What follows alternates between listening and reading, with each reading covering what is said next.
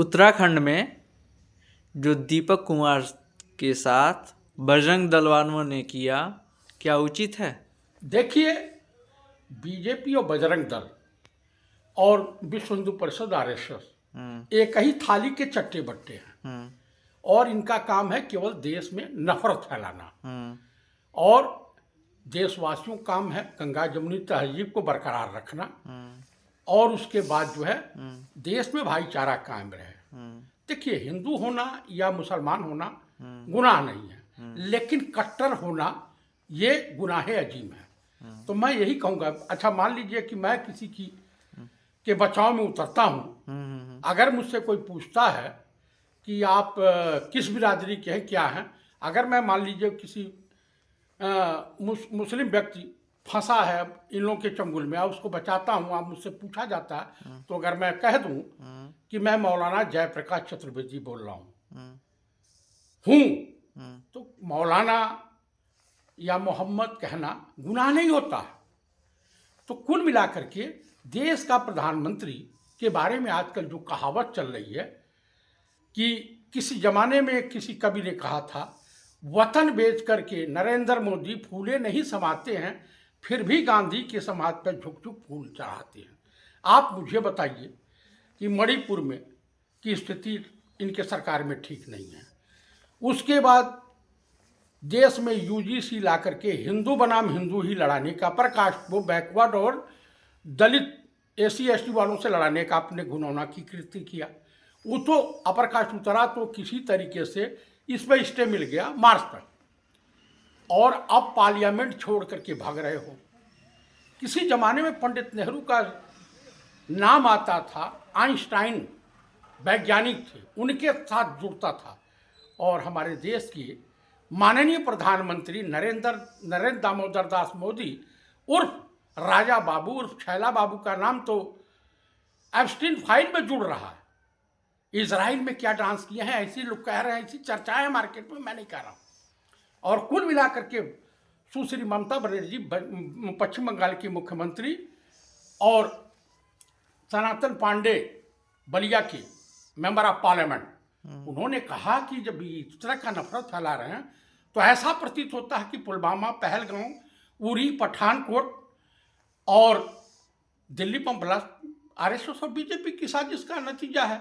क्योंकि ये बेरोजगारी पे बात करते नहीं, महंगाई पे बात करने को तैयार नहीं है, और देश की महिला उत्पीड़न पे बात करने को तैयार नहीं है, देश की पार्लियामेंट से भगे फिर रहे हैं। भाई, 3 महिलाओं से आप डर गए?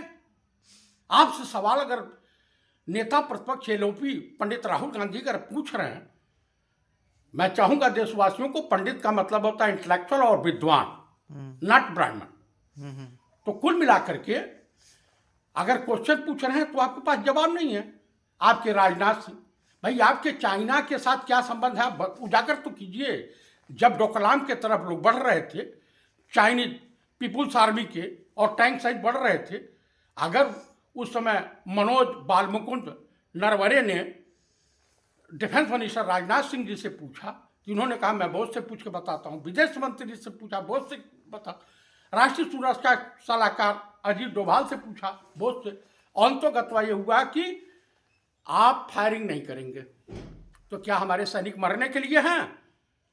देश का प्रधानमंत्री स्वर्गीय श्रीमती इंदिरा गांधी आयरन लेडीज थी, पाकिस्तान को 2 टुकड़ों में बांट दिया था, और उन्होंने थोड़ी भी भयभीत नहीं हुई। निक्सन राष्ट्रपति हुआ करते थे अमेरिका के, कहे मैं 7वां बेड़ा, कहा 7वां नहीं 17वां बेड़ा भेजिए, लेकिन मैं झुकूंगा नहीं।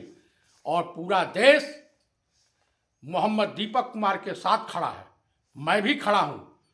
और जो नफरती चिंटू है, जिसको जो बिगाड़ना है बिगाड़ रहे। कल तक अंधभक्तों को नहीं सुनाई दे रहा था? कल तक जब हिंदू मुसलमान भारत पाकिस्तान कर रहे थे तो नहीं सुनाई दे रहा था?